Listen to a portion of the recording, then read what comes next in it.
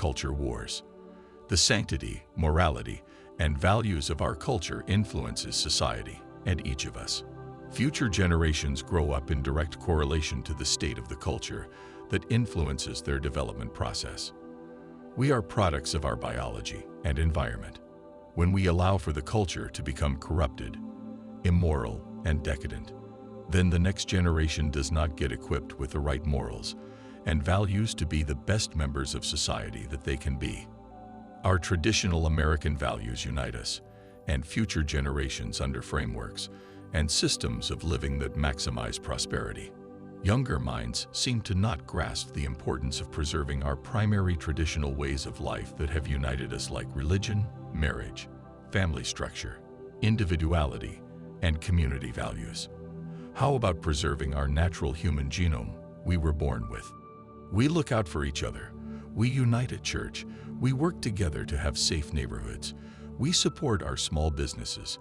We start small businesses that provide goods or services, not sell our bodies. We report crime on behalf of each other. We want what's best for strangers. You're all conservatives whether you know it or not. And if we got rid of all our conservative values, we would be nothing. And we wouldn't have become all that we are. Read that again. Because I know it's hard to admit you cherish conservative values, but that's the truth. You can still be against the GOP or conservative figures like Trump while acknowledging that yes, some traditional values are intrinsically critical to our long-term survival.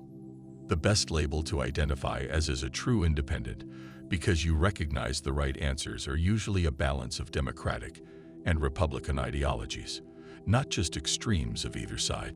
The politicized culture wars we are now dealing with gravely threaten the traditional family structure, marriage, religion, freedom of speech, other rights, security, racial unity, and individuality.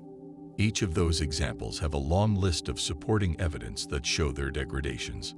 When you see conservatives making a big deal of seemingly insignificant problems, it's because of slippery slope problems. It's called historic wisdom. And when we start granting the power to silence free speech to big tech companies, then that slippage results in untamable problems down the road. Let's make that common sense from now on. We're not supposed to silence the free speech of American citizens on the grounds of misleading info or hate speech, which the definitions of are expanding under the federal government's enforcement of it. That's a big no-no.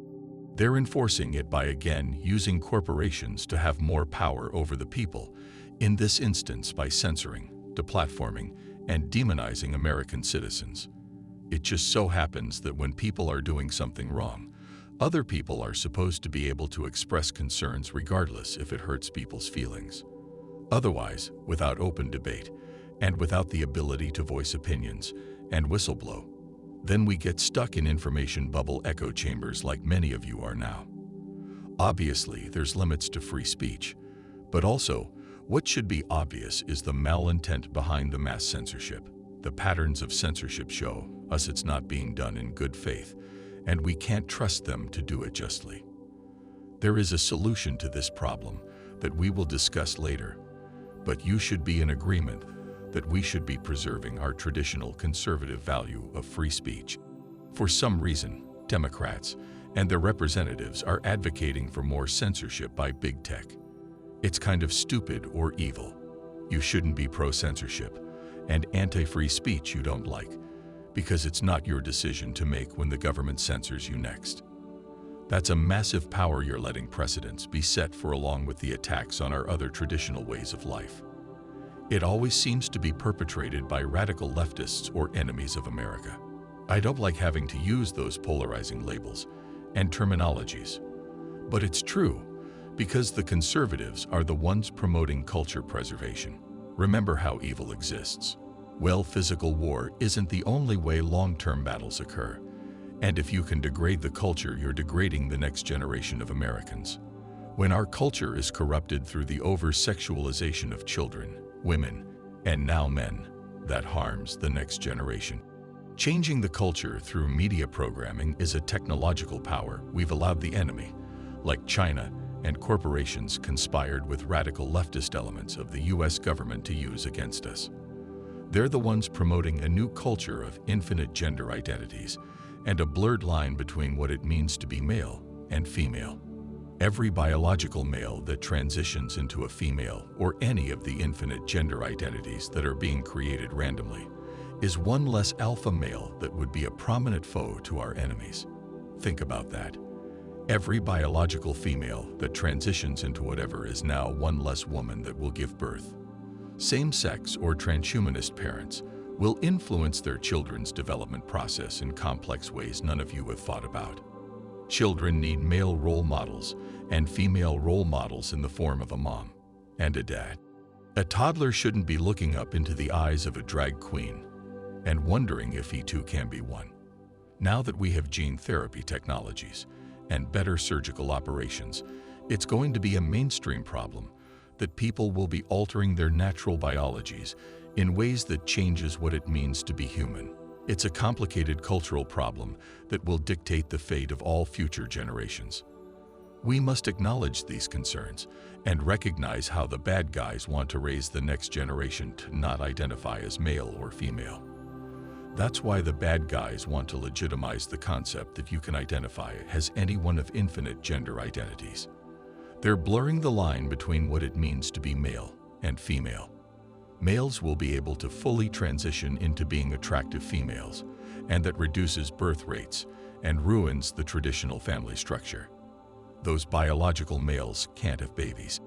That all does away with the traditional family structure, which threatens everything we know and love. You have not considered how gene therapy technologies are going to be used by the next generation that wants to be anything that makes them happy or any of infinite identities.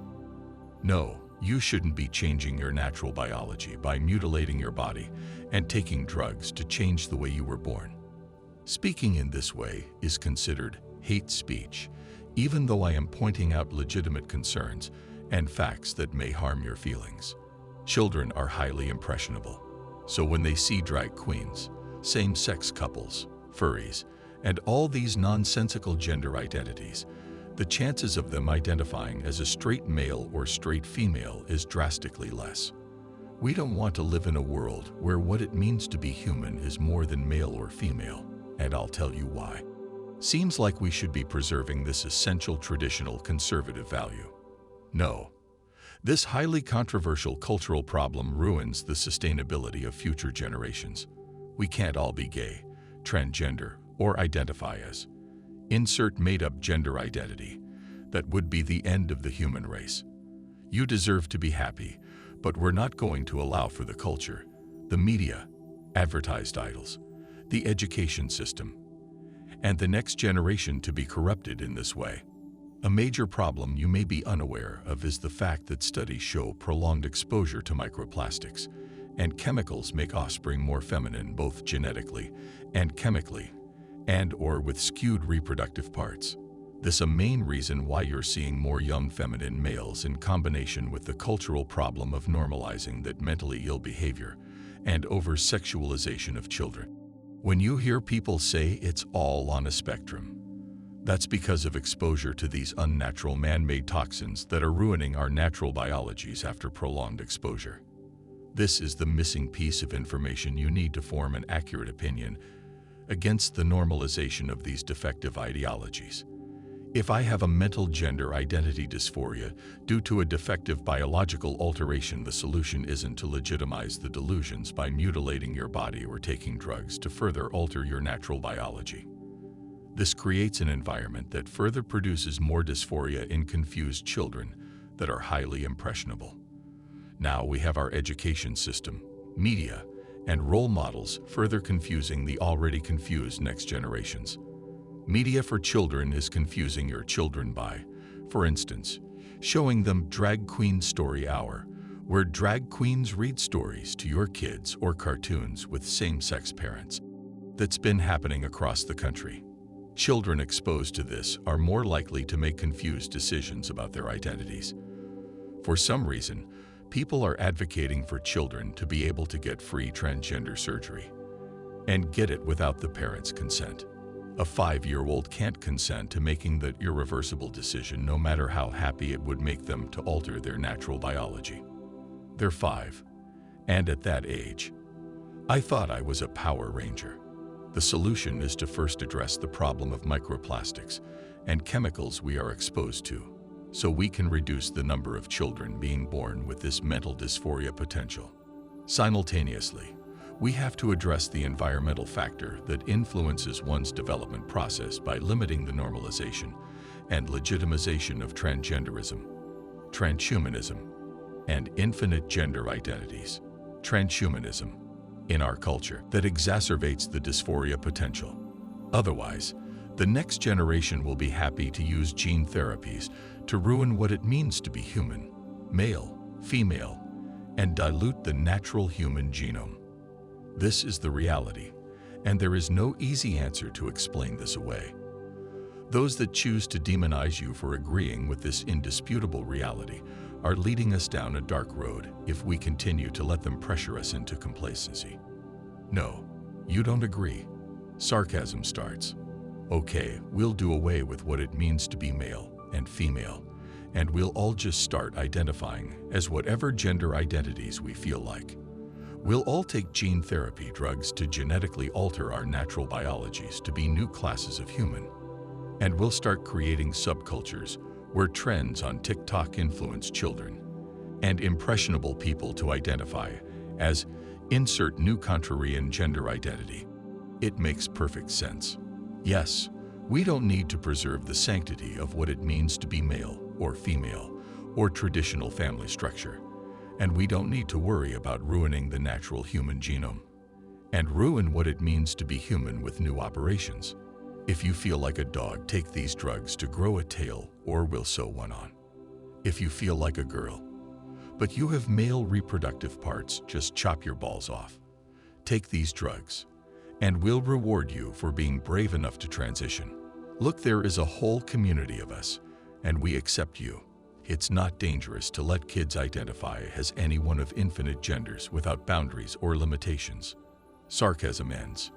The parents promote that ideology to their highly influenceable children, adding on to the fact the culture is promoting it. And now you see how that confuses the next generation. Remember, the enemies don't want alpha males to compete against, and you should be looking down at the slippery slope that creates.